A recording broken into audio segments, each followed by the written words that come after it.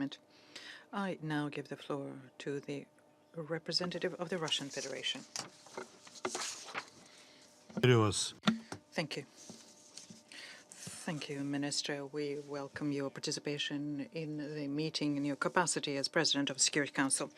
We would like to express our gratitude for choosing the very exact title for our discussion, talking about preventing and settlement conflicts. It's important to start that discussion about mentioning states because they have the prime responsibility for these processes. We would like to thank the Secretary General, Mr. Guterres, and the Chairperson of the AU, Faki Mahamat, and the President of ECOWAS, Mr. Kassibru, for their opinions. We share the goal to strengthen the UN potential to prevent conflict. This is the goal which is enshrined in the UN Charter as a priority. Why this has not to date been given sufficient attention is a good question. Possibly the reason for that is the political will and sincerity of intentions. According to the Charter, member states have all the necessary preventive instruments in order to prevent conflicts. I refer here to first and foremost chapters 1 and 6, and also additional decisions, in particular Resolution 2171, which enshrine the basic principles of international assistance in this area. All of the decisions confirm that the international assistance, including provided by the UN and regional organizations, is something that can be extended upon the consent of the host country and in complement to the relevant efforts made by national governments. At the same time, of course, each situation is unique and arose because of various factors. And this means that there is no universal conflict indicator that can exist. And history has shown that conflicts can arise in the absence of human rights violations, or they can arise in a fairly developed state. At the same time, increasingly, crises erupt because of external interference or intended provocations. And that is why, in each situation, it's important to make sure that we have an impartial approach and painstakingly look for unique solution. UN work has to be based on the proven diplomatic instruments, mediation and good offices. Questionable concepts which are not unanimously supported by states can only worsen the situation and in actual fact are in the interest of a fairly small group of countries. Under current conditions, when most crises are domestic, intrastate in nature, the line between mediation, preventive diplomacy, and exerting pressure on domestic political processes is becoming fine. Suffice it to recall how many crisis situations resulted from interference from outside in order to topple governments someone didn't like. Iraq, Libya, Syria, Ukraine, Venezuela, Nicaragua. This is a far from exhaustive list of situations which were being discussed in Security Council recently. What is being done for foreign puppeteers, the international community then has to pay for that when it is supposedly facing new challenges to international peace and security. In actual fact, the only thing that's needed to prevent conflict is to stop interfering in internal affairs and stop lecturing about how to build democracy and abide by human rights. Each state arrives at these values in their own way, and one shouldn't try and impose their own recipes or punish anyone for non-compliance with them. It's high time we all understood that. Mr. President, as regards the settlement of existing conflicts, one of the key instruments for the UN here remain through peacekeeping operations.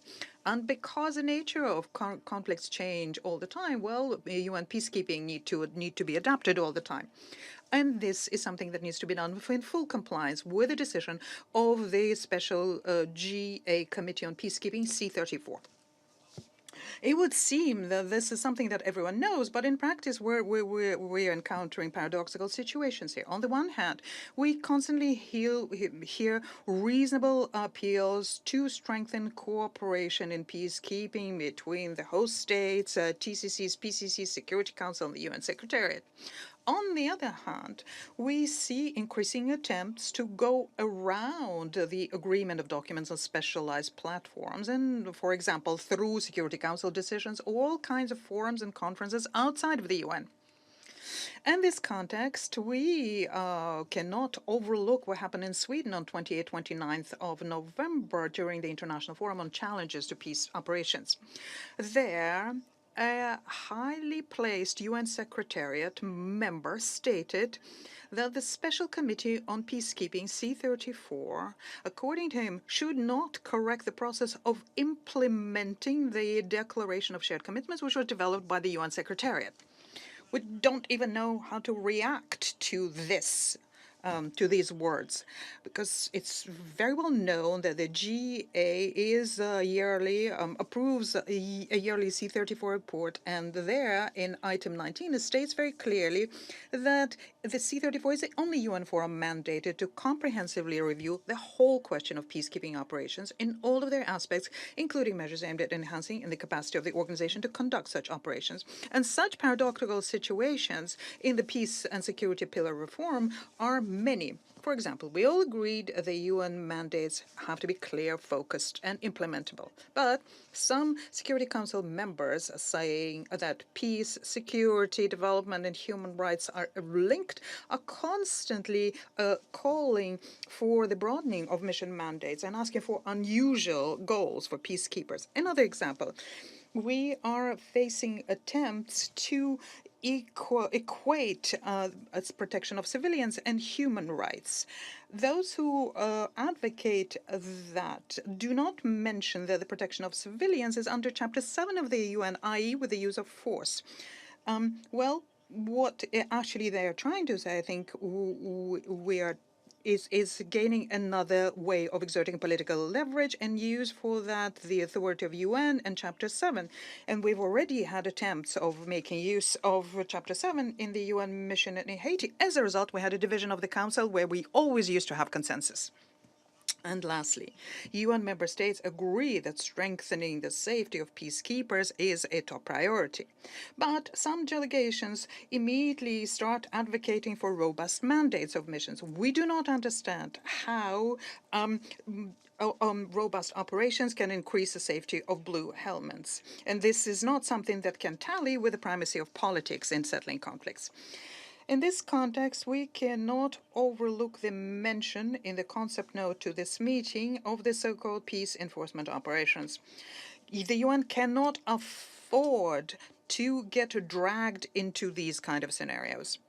The most contradiction here is that everyone agrees with the priority of the political settlement of conflicts, and the UN missions have to help the host country in creating conditions for that. But in actual fact, what we're hearing is the proposals to replace the responsibility of the state with the UN mandate.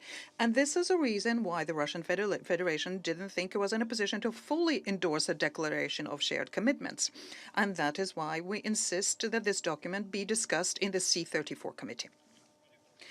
Mr. President, the dialogue of member states on the needed reforms to UN peacekeeping is not over, but it is already clear that the current challenges to meet and security require a collective approach. It's important to strengthen the UN cooperation with regional organizations on the basis of Chapter 8 of the Charter, using their comparative advantages. It's important that the priority for regional organizations also be the trying for peaceful political and diplomatic resolution of conflicts. We note with satisfaction that the African countries are actively taking upon themselves the initiatives on conflict resolution on their continent, and the leadership of the African Union can rightly be proud of that, even though they have a lot of work still to do. We understand their desire of African partners to counter new challenges, terrorism first and foremost. And a very good example of that is AMISOM, which is very actively trying to combat the Al-Shabaab terrorism. We still have a worrying situation in the Sahel. There, the terrorist and radical groups are trying to broaden their scope, and organized crime is actively using the fact that the authorities are absent in vast territories. The level of threats to security and stability in that part of Africa is unprecedentedly high. We welcome the initiative of the G5 Sahel to create joint forces to combat terrorism and organized crime. This is an important factor of stability. Mr. President, we extend various kinds of assistance to African partners. African peacekeepers can get trained in Russian centers in Domodedovo, in Narofominsk, in the International Mine Action Center of the Russian Ministry of Defense. In 2017, Russian instructors in Sudan and Central African Republic trained 20 local military each. By the end of this year, in the Central African Republic, we will have trained 2,000 people. We extend financial assistance to the African Peace Fund to the tune of $2 million. It's used for the civilian component of AMISOM, for the Council of the Elders, and the High Representatives on Somalia in Mali. Furthermore, we extend financing to the humanitarian assistance and development strategy of the Sahel countries and fighting terrorism. At the same time, we do understand the volume of need on funding African peacekeeping. Therefore, we think it's justified to have a discussion about increasing its predictability, reliability, and flexibility, and we stand ready for further dialogue with our African friends. At the same time, we expect that we will not have appear in the text various non-consensual elements on peacekeeping, in particular the Declaration of Shared Commitments, which, if this were to the case, we will not be in a position to support this important initiative. I thank you. Je remercie le représentant. I thank the representative of the Russian